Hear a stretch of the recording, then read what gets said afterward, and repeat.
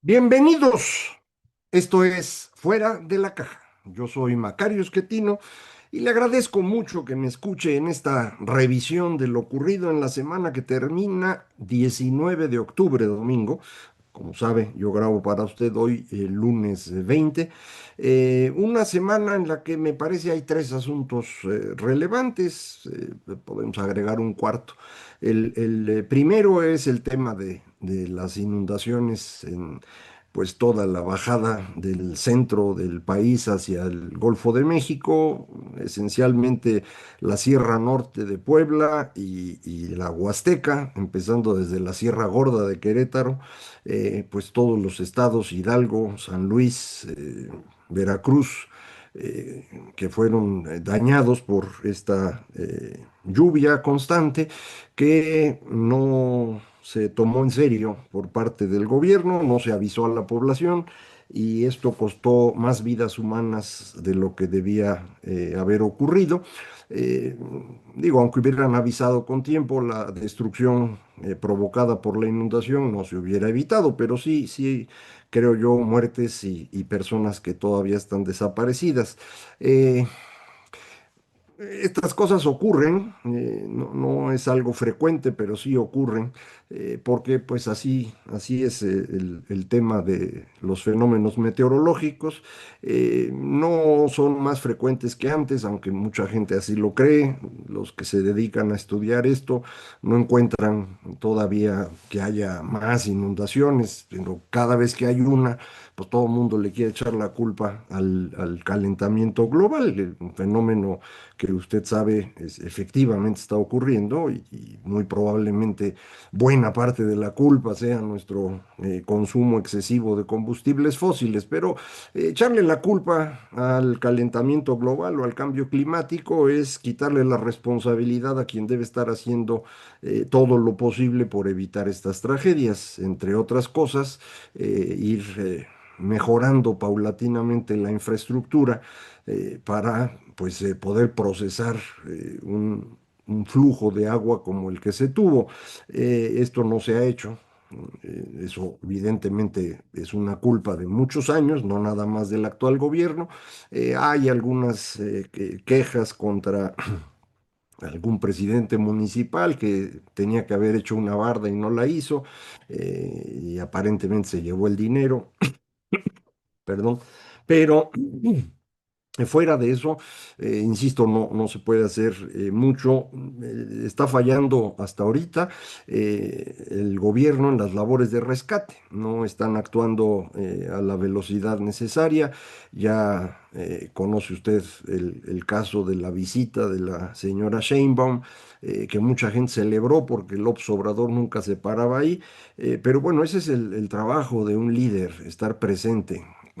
Que López Obrador haya renunciado a ello no hace que los viajes de la señora Sheinbaum deban celebrarse.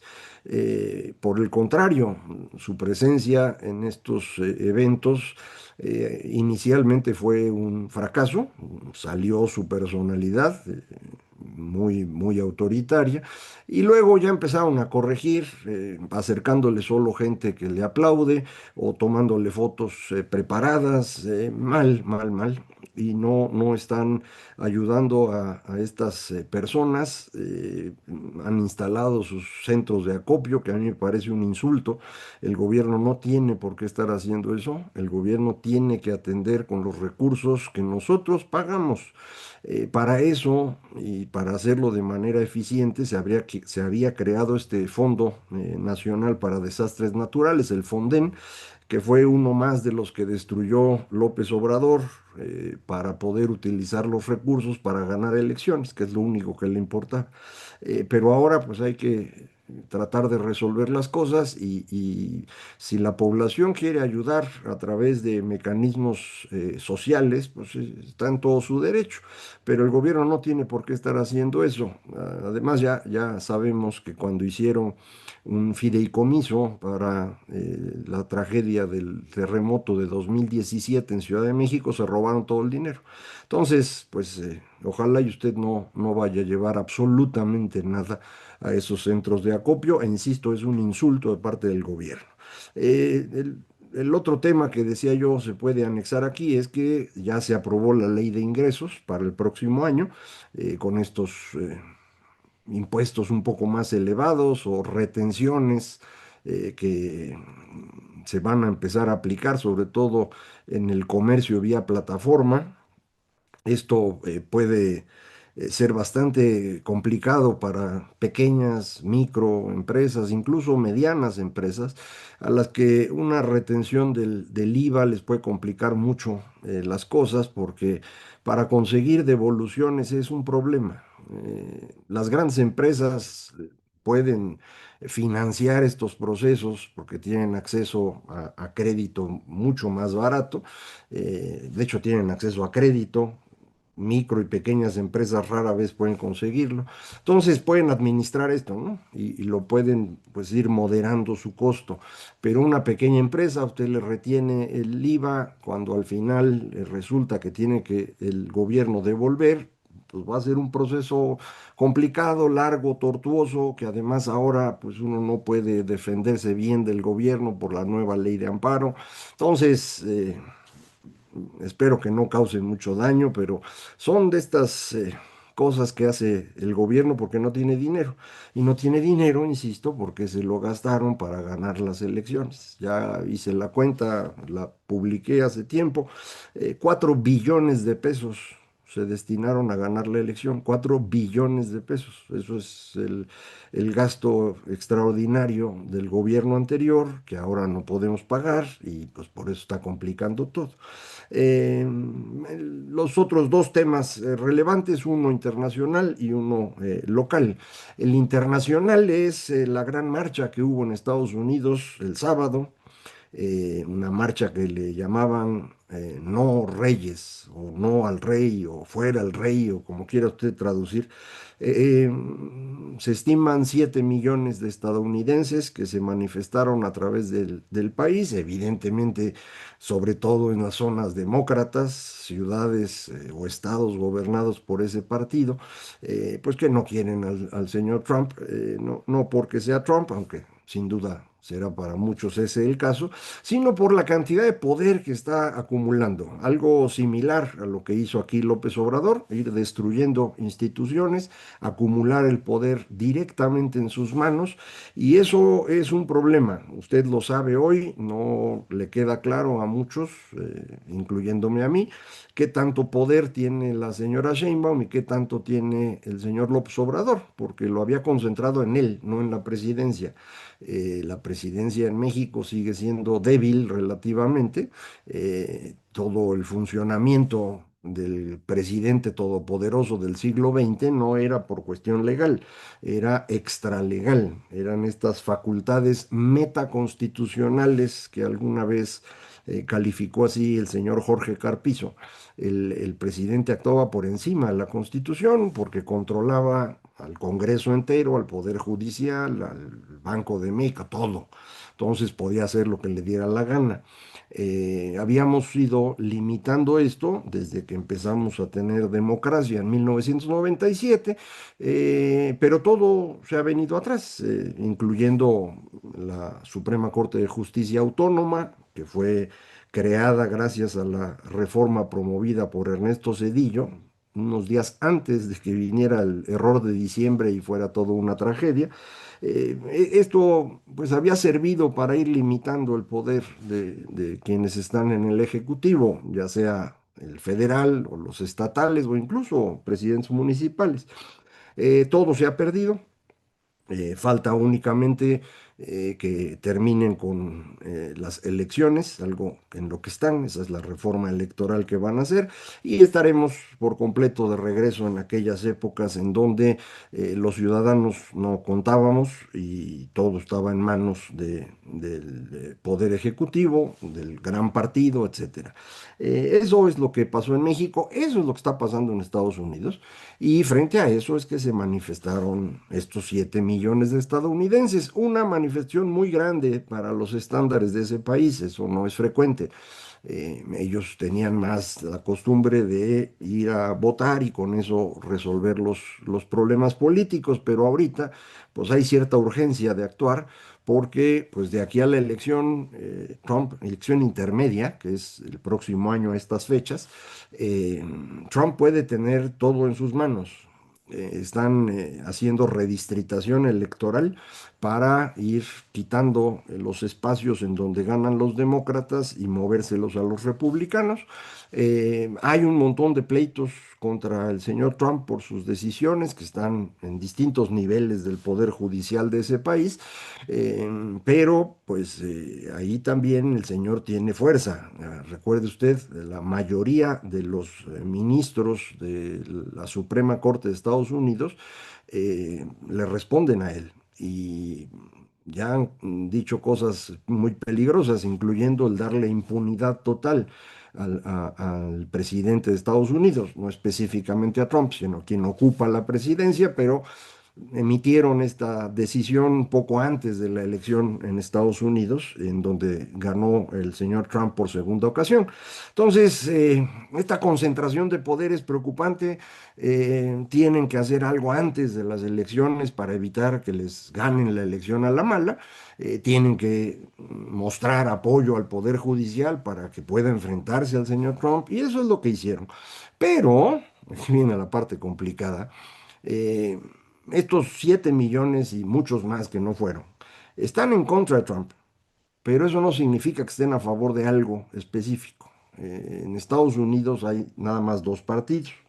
Y uno pensaría, bueno, pues nada más son dos formas distintas de ver el mundo, pero no es así. Este bipartidismo enmascara a una gran cantidad de grupos que piensan diferente. Esto se notaba en el Partido Republicano, donde había personas que querían que se acabara por completo con la presencia de Estados Unidos en el mundo, otros querían libre comercio absoluto, hay libertarios, eso había antes. Hoy el Partido Republicano es solamente el grupo de Trump, controlan todo. En el Demócrata, en cambio, hay surtido. Usted tiene ahí socialistas, como es el caso de Bernie Sanders o de la señora Alexandra Ocasio-Cortez.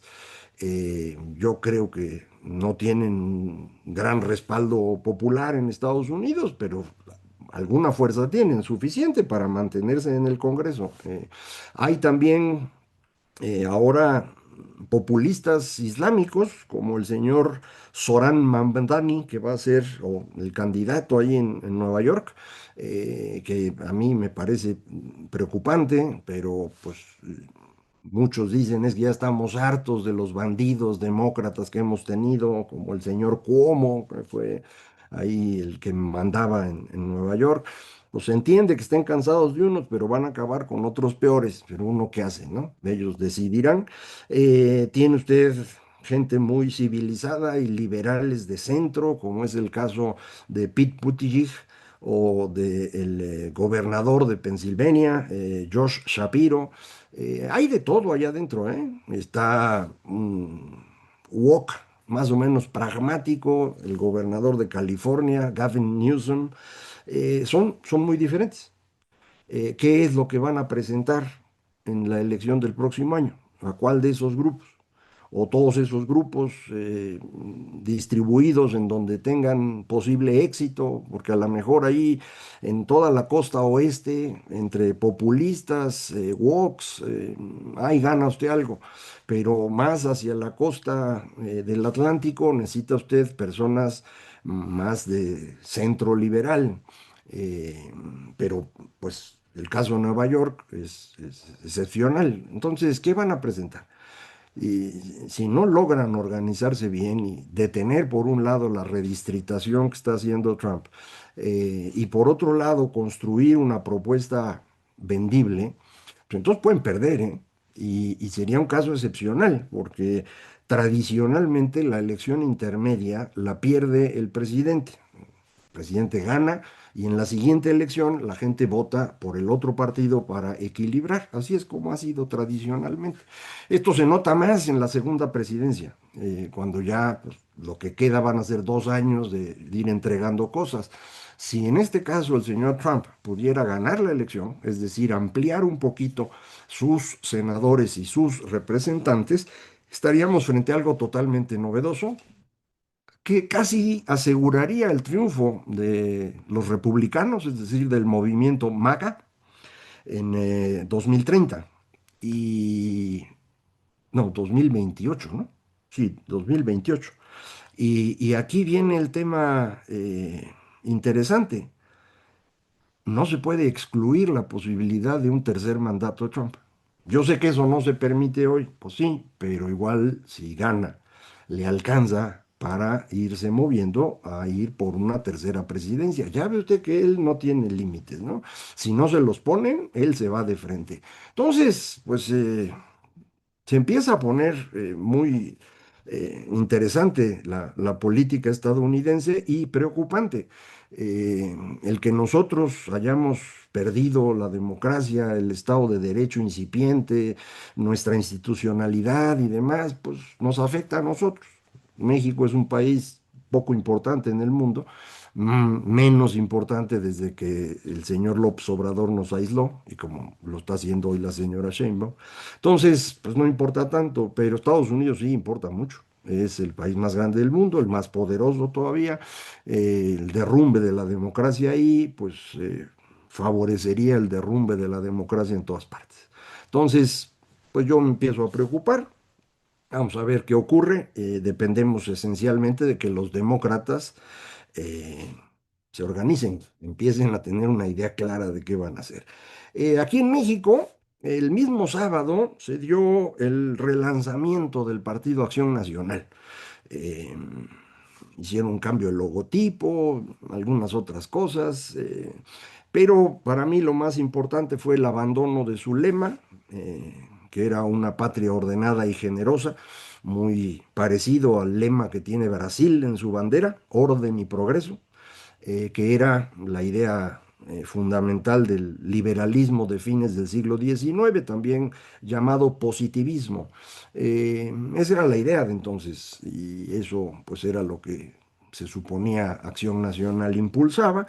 Usted recuerda, este partido se funda por una combinación de unos pocos liberales, yo les llamo los sonorenses, ya me regañaron porque el señor Gómez Morín no era de Sonora. No me refiero a eso, sino me refiero a que él es un representante de la parte más liberal que tuvo el grupo de los sonorenses que controló a este país entre 1920 y 1935.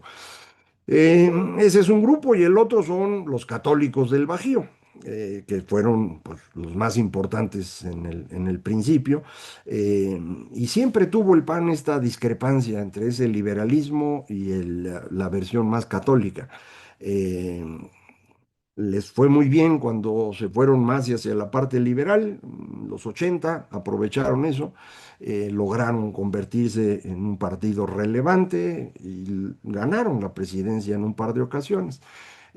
Pero pues en este mundo iliberal que vivimos hoy, en donde la democracia no parece que vaya a sobrevivir mucho tiempo más, no solo aquí, ya lo estamos platicando en todo el mundo, eh, tal vez convenga, eso es lo que creo que están pensando ellos, regresar un poco a las ideas más tradicionalistas que pueden garantizarle a este partido una presencia fuerte en donde ya está, que es precisamente el Bajío, que incluye una parte significativa de Jalisco, que esa la tienen perdida hoy, pero incluye Querétaro, Guanajuato, Aguascalientes, espacios en donde todavía están y donde pueden seguir y en donde estas ideas tradicionales no son mal vistas.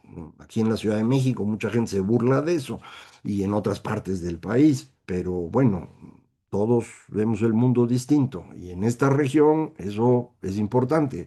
Y entonces la idea de familia, patria y libertad, pues puede tener algún sentido.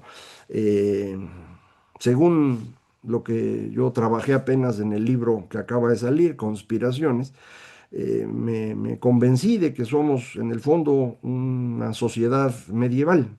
No logramos transitar hacia la ciudadanía.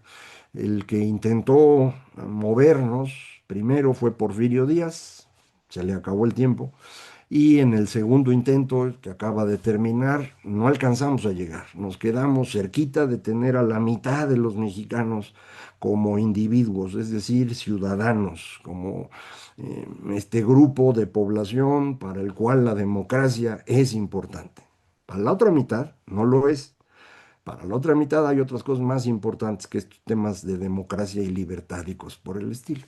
Ese es el mercado de Morena. Entonces, mientras está claro si nos movemos hacia más o menos democracia, a lo mejor la decisión del PAN es la correcta. Yo espero que sea así por pues, beneficio de ellos, pero también porque este país necesita ir construyendo una oposición sólida.